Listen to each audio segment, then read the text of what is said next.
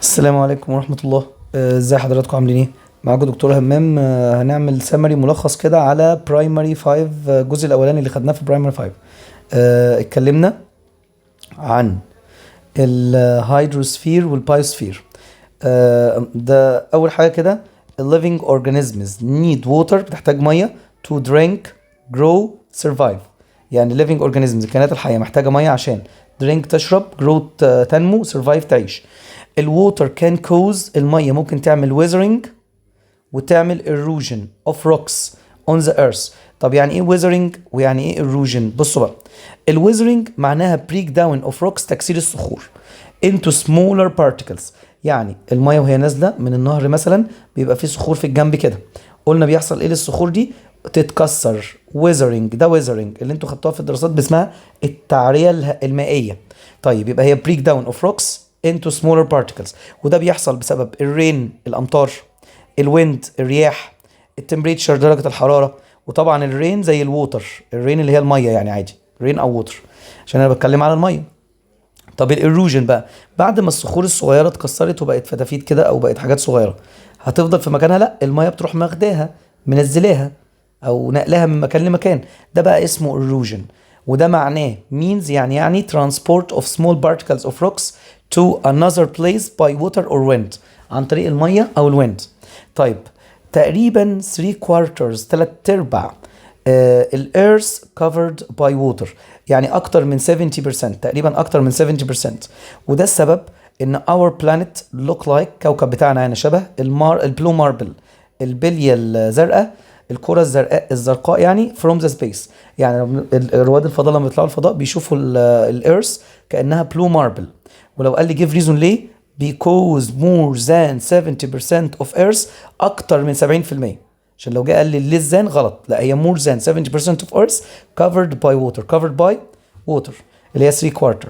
طيب total amount of water on the earth doesn't change، يعني كمية المية لا تتغير حتى لو المية نفسها اتغيرت from state to another.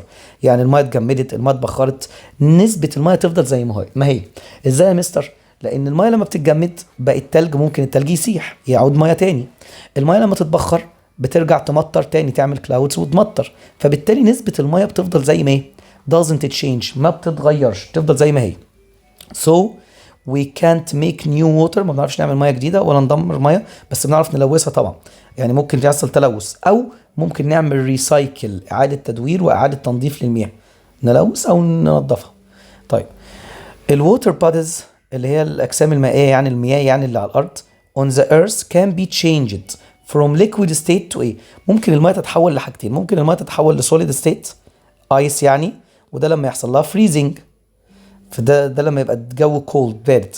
او ممكن الميه تتحول جاز ستيت وتبقى ووتر فيبور، وده عن طريق الايفابوريشن، وده لما يبقى الجو هوت.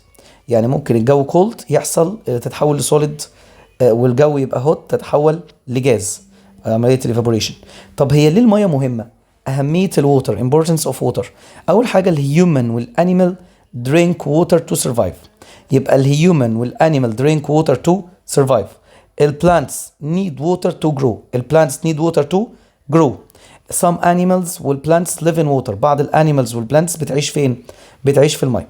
ده لو جه قال لي اهميه المياه وسكت، او اهميه الميه for life للحياه، هقول له كده.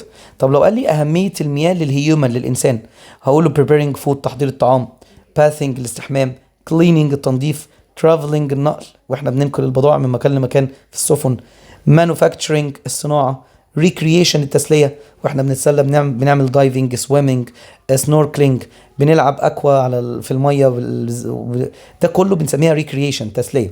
وطبعا ممكن نكتب اهم حاجه drinking الشرب طبعا. طيب الووتر بوديز اللي في الارض ايه هي؟ الاجسام المائيه او المسطحات المائيه 6 حاجات. اول حاجه الاوشن والسي، وطبعا دي اكتر واهم حاجه، هي اللارج، ودايما بتحتوي على السالت ووتر، دايما ميه مالحه. الليك البحيرات، ودي بتبقى عباره عن ووتر surrounded by land، يعني مياه محاطه باليابسه، شويه ميه وحواليها ارض. طيب وديت اوفن غالبا فيها فريش ووتر، بس شويه منهم فيها سالت ووتر. يعني دي في يعني معناها ايه؟ في بحيرات فيها فريش، وفي بحيرات فيها السالت.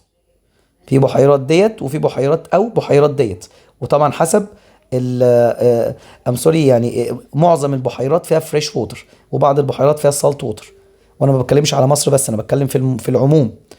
طيب الريفر الانهار they are water bodies that always flow from area of high altitude الهاي بليس يعني to the area of low altitude اللو بليس، هي الاماكن اللي دايما الميه بتمشي من الاماكن المرتفعه للاماكن المنخفضه.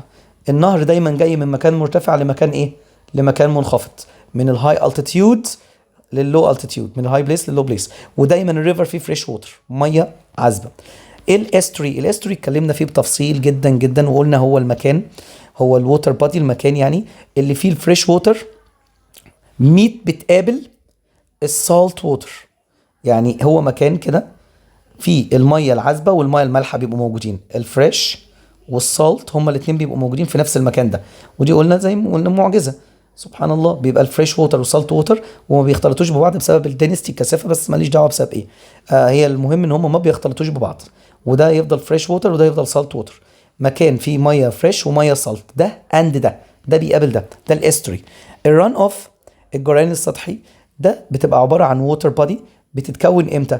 لما الميه من الرين او لما الميلتنج اوف سنو التلج اللي سايح او الميه اللي جايه من الامطار تنزل على زي جبل ولا تنزل على حاجه عاليه، فتبدا الميه ايه، تنزل. ده بنسميه ران اوف. ران ايه؟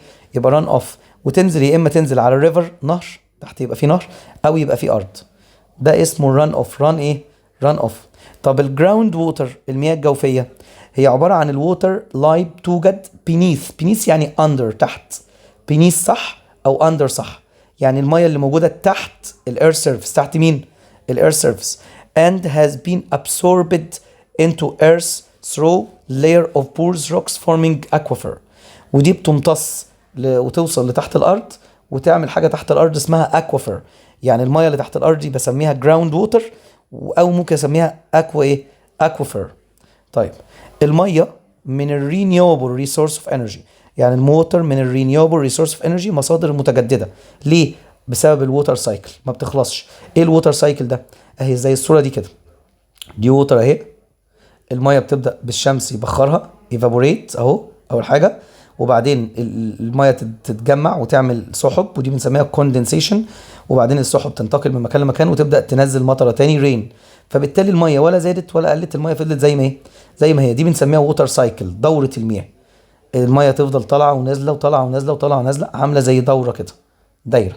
فبيقول لي كده الووتر present in the water bodies on the earth هيحصل لها ايه؟ evaporate تتبخر and go into the air وتوصل للهواء وتعمل clouds، تعمل سحب يعني. والووتر return back to the earth والميه ترجع تاني للارض عن طريق الامطار الريننج. طيب الارض الارث نفسها متقسمه لفور سيستم، لاربعه سيستمز، اربع انظمه. الجيوسفير اللي هو الغلاف الارضي، والغلاف الارضي ده اللي هو بيتكلم عن الصخور. لما انا اجي اتكلم عن الصخور، عن الجبال، عن القشره الارضيه، عن طبقات الارض، دي بنسميها جيوسفير. والهيدروسفير وده بنسميه الغلاف المائي. والاتموسفير وده بنسميه الغلاف الجوي او الهوائي. والبايوسفير وده بنسميه الغلاف الحيوي. تاني، الارض العلماء قسموها لفور سيستمز او فور سفيرز، اربع اجزاء او اربع انظمه. الجيوسفير الغلاف الارضي، الهيدروسفير الغلاف المائي، الاتموسفير الغلاف الجوي، البايوسفير الغلاف الحيوي. ولو انا بتكلم عن الكائنات الحيه يبقى هي دي البايوسفير، بتكلم عن الانسان الحيوان بايوسفير. لو انا بتكلم عن الاكسجين النيتروجين الكربون دايوكسيد يبقى دي الاتموسفير. لو انا بتكلم عن الاوشن السي الووتر الجراوند ووتر الهيدروسفير. لو انا بتكلم عن الروكس والارث كراست القشره الارضيه والصخور والجبال الجيوسفير. مهم قوي ودي هنتكلم عليها المره الجايه بالتفصيل على فكره، ما تلاقوش يعني، هي لو صعبه دلوقتي واحده واحده احنا هنفهمها المره الجايه بالتفصيل. الكلمات passing traveling recycle beneath interact manufacturing preparing recreation lake runoff groundwater altitude transportation provide valley geosphere atmosphere hydrosphere, biosphere, water bodies, earth crust, weathering, erosion, glacier, water cycle, renewable resource, estuary, three quarters, اللاند فورمز اللي هي الارض او اليابسه، بايوم المنطقه الحيويه، ودي هنتكلم عليها بالتفصيل المره الجايه برضه. عايزكم تذاكروا كويس ان شاء الله عشان امتحان الحصه الجايه باذن الله، وربنا يوفقكم يا حبايبي باذن الرحمن كده. طبعا الواجب اللي هو بيج نمبر 3 و4. ماشي، شكرا لكم.